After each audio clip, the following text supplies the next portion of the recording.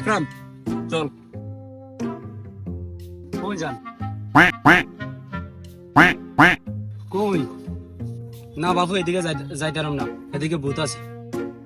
আরে বেটা আমি আসি না, চল। ওদিন দেখছি না প্যান্টেন যে ভিজে লাইছেন।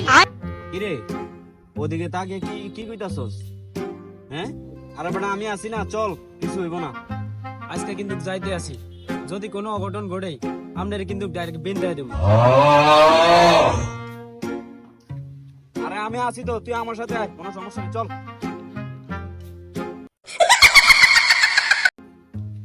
ভাই আজকে আবার কি হইল?